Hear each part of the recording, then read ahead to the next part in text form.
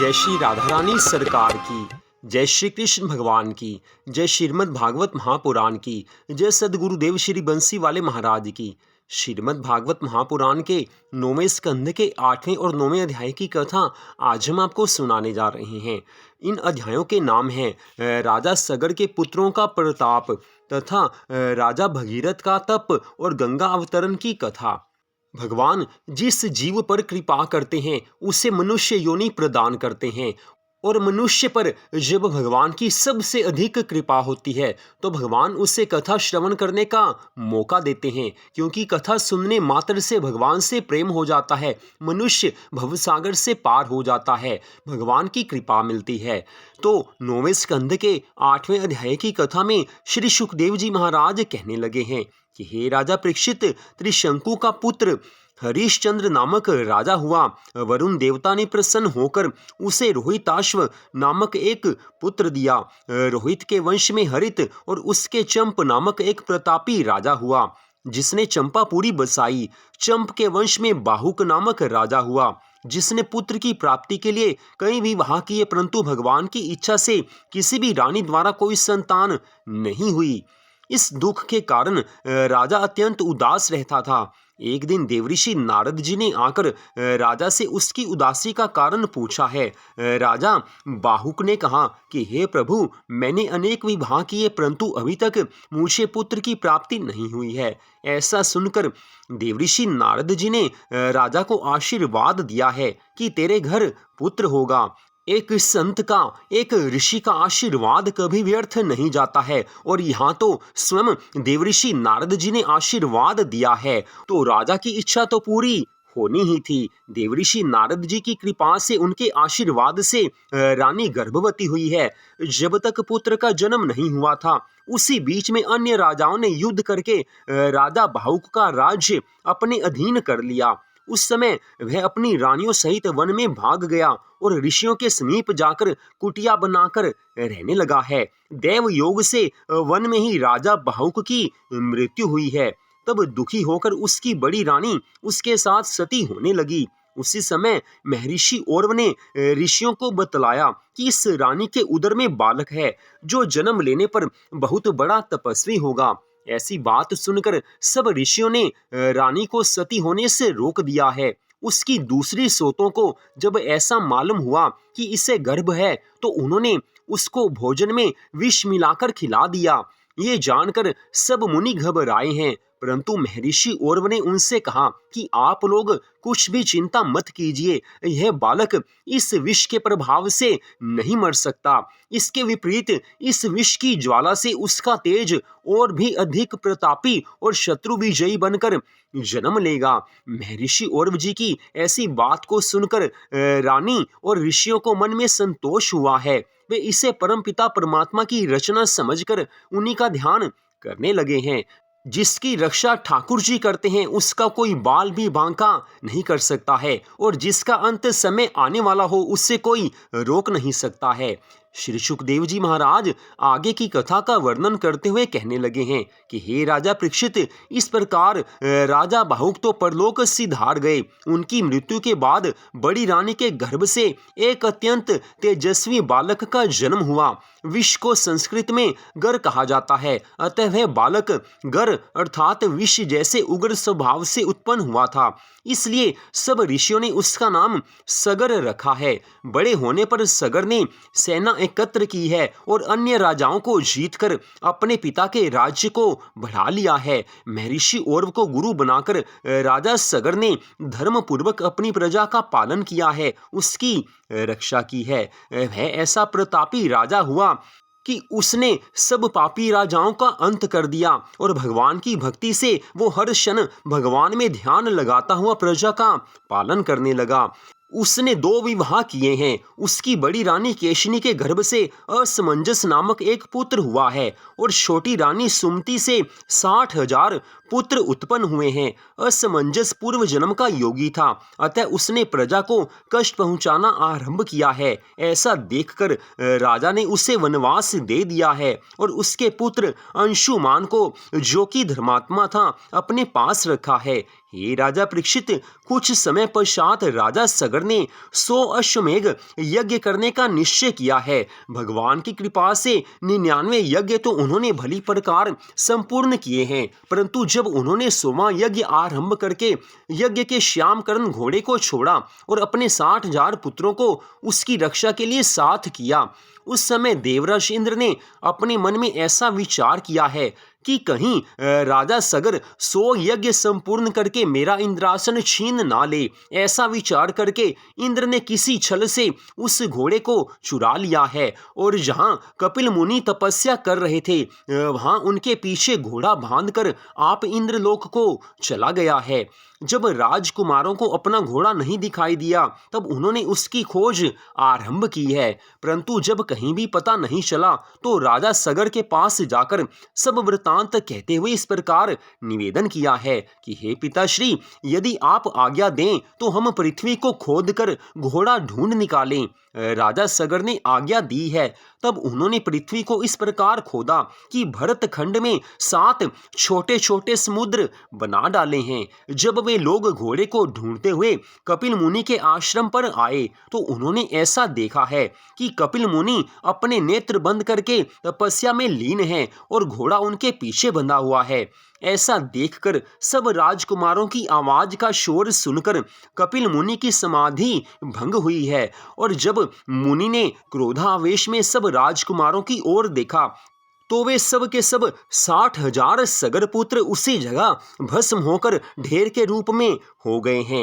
हे राजा परीक्षित, जब राजा को बहुत दिनों के बाद भी अपने पुत्रों का कोई समाचार नहीं मिला तब राजा ने अपने पौत्र अंशुमान से कहा कि तुम जाकर अपने चाचाओं और घोड़े की खोज करो।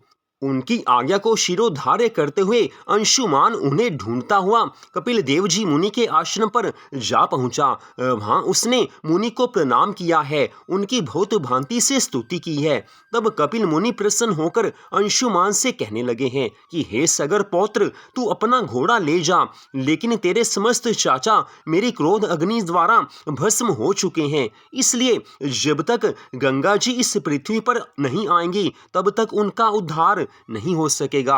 अगर इनका उद्धार करना है तो गंगा जी को धरती पर लाने का प्रयत्न करो। यह सुनकर अंशुमान ने आज कपिल मुनि को दंडवत प्रणाम किया है। तत्पश्चात यज्ञ के श्यामकरण घोड़े को लेकर अपने पितामह राजा सगर के पास आकर सब हाल कह सुनाया है। यह सुनकर पहले तो उन्हें घोर दुख हुआ है, परंतु बाद में भगवान की इच्छा जानकर उन्होंने धैर्य धारण किया है। तदुपरांत अपना 100वां यज्ञ समाप्त करके वे अपने पौत्र अंशुमान को राज सिंहासन सौंप कर स्वयं वन में जाकर भगवान श्री नारायण जी के निमित्त तपस्या करने लगे हैं। तत्पश्चात 9वें अध्याय की कथा में श्री सुखदेव जी महाराज कहने लगे हैं कि हे राजा परीक्षित, कुछ समय तक धर्म राज्य करने के बाद राजा अंशुमान अपने पुत्र दिलीप को राजगद्दी पर बैठाकर स्वयं वन में पहुंचकर अपने 60,000 पितामहों के उद्धार के हेतु पृथ्वी पर श्री गंगा जी का अवतरण करने के लिए श्री हरि भगवान की तपस्या करके मुक्ति को प्राप्त हो गया, लेकिन गंगा जी धरती पर नहीं आई हैं। तत्पश्चात राजा दिलीप ने भी श्री गंगा मां को पृथ्वी पर लाने के हेतु तपस्या करके अपना शरीर त्याग दिया है, लेकिन गंगा जी तब भी पृथ्वी पर नहीं आई हैं। तदुपरांत जब राजा दिलीप ने अपना शरीर त्यागा था उस समय उनके पुत्र भगीरथ की बाल्यावस्था ही थी। उस समय उसने अपने मित्रों के साथ खेलते हुए यह वृतांत सुना कि उसके पिता एवं पितामह ने गंगा जी को पृथ्वी पर लाने के हेतु तपस्या करते हुए अपना शरीर छोड़ दिया था। अब उसने ऐसा प्रण किया है कि मैं जब तक गंगा जी को पृथ्वी पर लाने में सफल नहीं हो जाऊंगा तब तक राज सिंहासन पर नहीं बैठूंगा। ऐसा निश्चय करके वह भी तपस्या करने के लिए वन में चला गया है। भगीरथ के तप से प्रसन्न होकर गंगा मां ने उसे दर्शन देते हुए उससे कहा है कि हे पुत्र, तेरी क्या इच्छा है। भगीरथ ने आज मां गंगा जी को दंडवत प्रणाम किया है, उनकी परिक्रमा की है। कहने लगे हैं कि हे माता, कपिल देव मुनि की क्रोध अग्नि द्वारा मेरे 60,000 पितामह जलकर भस्म हो गए हैं। इसलिए मेरी ऐसी इच्छा है कि आप पृथ्वी पर पधार कर उनकी भस्म को अपने साथ बहाकर ले जाएं, तो उन सब का उद्धार हो जाएगा। ऐसा सुनकर आज गंगा माँ कहने लगी हैं कि हे भगीरथ, मुझे पृथ्वी पर आना तो स्वीकार है, लेकिन मेरे आकाश से गिरने के वेग को न सह सकने के कारण पृथ्वी रसातल को चली जाएगी। इसलिए किसी ऐसे शक्तिशाली देवता की आराधना करो जो मेरे वेग को सह सके। और दूसरी बात यह है कि मेरे जल में स्नान करके पापी और अत्याचारी प्राणी भी वैकुंठ लोक को प्राप्त कर लेंगे और उनके समस्त पाप धुल जाएंगे। वो तो वैकुंठ लोक में चले जाएंगे, लेकिन उनके सारे पाप मुझ में समा जाएंगे। इन दोनों बातों को देखते हुए अगर कोई प्रयत्न कर सको तो मुझे पृथ्वी पर आना स्वीकार है। आज माँ गंगा के ऐसे परम सुंदर वचनों को सुनकर भगीरथ कहने लगे हैं कि हे माता, मैं महादेव भगवान की स्तुति करता हूँ, जिससे कि वे आपके वेग को अपने मस्तक पर धारण कर लें। दूसरी बात का उपाय ये है कि आपके जल में बड़े बड़े हरि भक्त, तपस्वी, महात्मा, ऋषि मुनि भी तो स्नान किया करेंगे। इसलिए उनके तप और पुण्य से उन पापियों का पाप रूपी मैल आपको प्राप्त नहीं होगा। ये बात सच है कि बहुत अधिक पापी लोग भी आप में स्नान करेंगे, अपने पाप छोड़कर जाएंगे, लेकिन उनसे अधिक ऐसे हरि भक्त होंगे जिन्होंने अपना सारा जीवन भगवान के ध्यान में बिताया है, जिन्होंने सारा जीवन भगवान की भक्ति की है। जब वो आपके परम निर्मल जल में स्नान करेंगे तो उनके पुण्य भी आपको प्राप्त होंगे, तो पापियों के पाप का तो वो एक क्षण में नष्ट कर देंगे। आज माँ गंगा भगीरथ की इन बातों को सुनकर प्रसन्न हुई हैं। माँ गंगा मुस्कुराकर कहने लगी हैं कि हे पुत्र, अब तू जाकर भगवान शिव को प्रसन्न कर।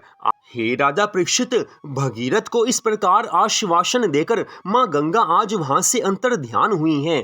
तब भगीरथ ने महादेव भगवान को प्रसन्न करने के निमित्त तपस्या करनी आरंभ की है। कुछ समय पश्चात भगवान शिव शंकर जी महाराज ने प्रसन्न होकर राजा भगीरथ को दर्शन देकर कहा है कि हे राजन, वरदान मांग। उस समय भगीरथ ने उनसे प्रार्थना करके कहा है कि हे कैलाशपति, हे प्रभु, हे भगवान शिव शंकर भोलेनाथ, आप कृपा करके गंगा जी को अपने मस्तक पर धारण कर लीजिए, जिससे मेरे पूर्वजों का उद्धार हो जाए। तब भगवान शिव ने मुस्कुराते हुए भगीरथ से कहा है कि हे भगीरथ, मुझे तुम्हारी बात स्वीकार है। अस्तु, जब माँ गंगा आकाश से पृथ्वी पर आने लगी तब भगवान शिव ने उस जल को अपने सिर की जटाओं में ही समा लिया है। तत्पश्चात राजा भगीरथ ने भगवान शिव से पुनः प्रार्थना की है कि हे प्रभु, आप गंगा जी को धरती पर छोड़ दीजिए ताकि मेरा कार्य सिद्ध हो जाए। उस समय भगवान शिव ने भगीरथ को एक रथ देते हुए कहा है कि हे भगीरथ, तू इस रथ पर सवार होकर आगे आगे चल, तब गंगा जी तेरे पीछे पीछे चलेंगी। ऐसा कहकर आज भगवान शिव ने अपने सिर की जटाओं में से एक बूंद मां गंगा जी के जल का पृथ्वी पर गिरा दिया है। तब भगीरथ भी उस रथ पर बैठकर वहां चल दिया है जहां उसके पूर्वजों की भस्म पड़ी हुई थी। राजा भगीरथ के पीछे पीछे गंगा मां ने जाकर अपने पवित्र जल से उसके 60,000 पूर्वजों का उद्धार किया है। उस समय राजा भगीरथ ने बहुत ही प्रसन्न होते हुए अपने घर आकर ब्राह्मणों और निर्धनों को बहुत सा अन्न, वस्त्र, गऊ और द्रव्य आदि दान में दिया है। तत्पश्चात राजा भगीरथ प्रसन्न होकर राज सिंहासन पर आसीन हुए हैं। राजा भगीरथ ने बहुत दिनों तक धर्म पूर्वक राज्य करते हुए प्रजा का पालन किया है। तदुपरांत उनके वंश में ऋतुपर्ण नामक एक राजा हुआ है, जो राजा नल का परम मित्र था। राजा नल ने उसे घोड़े पर चढ़ना सिखाया और ऋतुपर्ण ने राजा नल को जुआ खेलना सिखाया था। ऋतुपर्ण का सुदास नामक पुत्र बड़ा प्रतापी हुआ। एक बार वह वन में शिकार खेलने गया तो वहां एक हिरण्याक्ष नामक असुर को उसने मार डाला। उस असुर के भाई में राजा सुदास के सम्मुख युद्ध करने की शक्ति नहीं थी, अतः उसने ब्राह्मण का वेश बनाकर राजा सुदास के निकट आकर कहा कि हे राजन, मैं रसोई बनाना बहुत अच्छा जानता हूँ, इस कारण आप मुझे अपने यहाँ रसोई बनाने के लिए रख लें। यह सुनकर राजा ने उसे अपने यहाँ रसोइये का काम सौंप दिया। एक समय राजा सुदास ने अपने यहाँ वशिष्ठ आदि ऋषि मुनियों और ब्राह्मणों को भोजन के लिए निमंत्रण देकर उनके लिए षट रस व्यंजन और आमिष आदि पदार्थ तैयार करवाए हैं। उस समय असुर ने जो रसोई बनाई थी उस भोजन में मनुष्य का मांस मिला दिया। तत्पश्चात जब राजा ने महर्षि वशिष्ठ और बाकी सब ब्राह्मणों को वह भोजन परोसा तो महर्षि वशिष्ठ जी ने मनुष्य का मांस पहचान लिया और क्रोधित होकर राजा सुदास को ऐसा शाप दे दिया है कि हे राजन, तूने हमें राक्षस समझकर हमारे लिए मनुष्य का मांस परोसा है, इसलिए तू 12 वर्ष के लिए राक्षस होकर मनुष्य का मांस खाया करेगा। आज राजा को शाप मिला है, लेकिन राजा सुदास भी शाप देने की शक्ति रखता था, इसलिए उसने कहा कि हे मुनिवर, मेरी बिना जानकारी में किसी ने मनुष्य का मांस इस भोजन में मिला दिया होगा, अतः इसमें मेरा कोई दोष नहीं है, परंतु फिर भी आपने मुझे शाप दे दिया, इसलिए मैं भी आपको शाप देता हूँ। इतना कहकर जैसे ही राजा ने शाप देने के लिए अपने हाथ में जल लिया, ठीक वैसे ही उसकी पत्नी ने उसके हाथ को पकड़कर उसे रोक दिया है। कहने लगी हैं कि हे नाथ, गुरु महाराज ने क्रोध के आवेश में आकर यदि शाप दे दिया है, परंतु फिर भी वे दयालु होकर आपको वरदान भी दे देंगे, अतः आप इनको कोई भी शाप मत दीजिए। रानी के ऐसे वचन सुनकर राजा ने वह जल अपने पैरों पर डाल लिया है, जिसके फलस्वरूप राजा के दोनों पांव काले पड़ गए हैं। उसी दिन से सब लोग राजा को कलमाशपाद कहने लग गए। मुनि के शाप के कारण राजा की बुद्धि राक्षसों जैसी हो गई थी और ऋषि के शाप के कारण वह मनुष्यों को पकड़ पकड़ कर खा जाता था। हे राजा परीक्षित, एक दिन कलमाशपाद वन में पहुंचकर किसी ऋषि को खाने की इच्छा करने लगा। उस समय उस ऋषि की पत्नी ने उससे हाथ जोड़कर प्रार्थना की है कि हे राजन, मैंने अभी तक अपने पति के साथ भोग विलास नहीं किया है और मेरे मन में भोग विलास की अभिलाषा है और संतान उत्पत्ति की भी अभिलाषा मेरे मन में बनी हुई है, अतः तुम इन्हें मत खाओ और यदि खाना ही है तो हम दोनों को खा जाओ। लेकिन राजा ने उस मुनि पत्नी की विनती की ओर कोई ध्यान नहीं दिया है और ऋषि को पकड़कर खा गया है। ऐसा देखकर उस स्त्री ने भी अपने पति के साथ सती होने की कामना से चिता पर बैठते हुए उस राजा को ये शाप दे दिया है कि हे राजन, जिस समय तू अपनी स्त्री से भोग विलास करेगा उसी क्षण तू मर जाएगा। अस्तु, जब 12 वर्ष बाद राजा का शाप दूर हुआ तब वह पुनः अपने राज सिंहासन पर बैठकर राज्योपभोग करने लगा। तत्पश्चात एक दिन राजा ने अपनी पत्नी के साथ भोग विलास करने की इच्छा प्रकट की है, परंतु रानी को ऋषि पत्नी के शाप का सब हाल मालूम था, इसलिए उसने राजा को समझा बुझाकर वह काम नहीं करने दिया है, भोग विलास नहीं किया है। तदुपरांत एक दिन महर्षि वशिष्ठ जी पुनः राजा के महल में आए हैं और राजा रानी को ऐसा वरदान दिया है कि तुम्हें बिना भोग विलास किए ही पुत्र प्राप्त हो जाएगा। जब वशिष्ठ जी महाराज ऐसा वरदान देकर चले गए तब उसी दिन रानी गर्भवती हुई हैं। समय आने पर भगवान की इच्छा से उसके गर्भ से एक अश्मक नामक पुत्र उत्पन्न हुआ है। अश्मक का पुत्र मूलक हुआ है। वह परशुराम जी के क्रोध से बचा था, इसलिए वर्तमान काल के समस्त क्षत्रियों का मूल अर्थात जड़ उसी को समझना चाहिए। मूलक का पुत्र राजा खटवांग ऐसा प्रतापी और धर्मात्मा हुआ कि उसने युद्ध में देवताओं की सहायता करते हुए सब दैत्यों पर विजय प्राप्त कर ली थी। तो यहीं पर आज की इस परम सुंदर कथा का विश्राम होता है। माँ गंगा जी के अवतरण की इस कथा को कोई भी अगर पूरी श्रद्धा भावना से सुनता है, भगवान से प्रेम करता है, तो उसे भगवान की कृपा से मोक्ष की प्राप्ति होती है। संसार में उसकी सभी मनोकामनाएं पूर्ण होती हैं। भगवान की कृपा से उसे सच्ची शांति मिलती है और जीवन के अंतिम समय में माँ गंगा की अनंत कृपा से वह मनुष्य भव सागर से पार हो जाता है। तो अगले भाग में आप भगवान श्री राम जी के अवतार की कथा को सुन पाएंगे। जय श्री राधा रानी सरकार की, जय सद्गुरुदेव श्री बंसी वाले महाराज की, जय श्रीमद् भागवत महापुराण की, जय जय श्री राधे। जय जय श्री राधे, जय जय श्री राधे श्याम।